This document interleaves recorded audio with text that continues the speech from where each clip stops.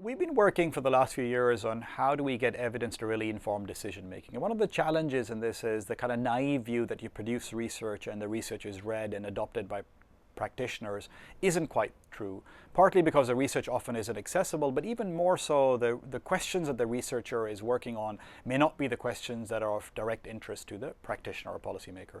And so we've sort of started a different form of engagement, which we call smart policy design, but it's really a systematic way in which we can get the researcher to sit at both the problem discovery and the design table with a practitioner. And what we find is that this process works much better in terms of greater acceptability of the evidence by the practitioner, but also it really helps the researcher understand truly what are the bigger questions that they should be working on.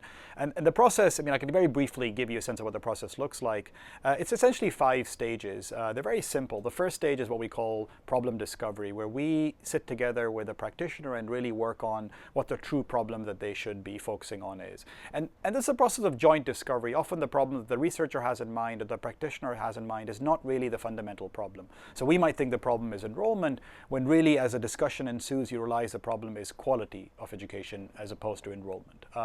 Step 2 for us is diagnosis, which is really trying to figure out what are the underlying deeper factors which produce the problem. Not superficial factors, but really the deep down causal factors. So for instance, it's not that teachers aren't showing up, and which is why quality is low in, say, a public schooling setting, but it's more what is a political economy situation which makes teachers not be held accountable by the public. So that could be a deeper diagnosis. And only then do we come to step 3, which is the solution, which is what we call design. And it's very critical for us that this step shows up as step 3, not as step 1, because often the development world is full of solutions looking for a problem to solve. And we don't want to be that way. We want to be problem-driven, not solution-driven. So best practices are great, but they should only be applied if they truly solve the problem that you are faced with. Once we design the solution, then I think it's critical to realize that no solution is ever perfect. So just like you would have a black box in, say, an airplane, we want to build in, for us, step 4, what we call test, is effectively this black box. So as the policy is rolling out, we want to be gathering evidence. It could be an elaborate impact evaluation. It could be simple process monitoring, but gather data which tells us how well the solution is working out. And this leads to our last step, which is refine or recalibrate, which is as this data rolls out, the whole idea is that you now figure out how to change the policy, what aspects of the policy to improve upon.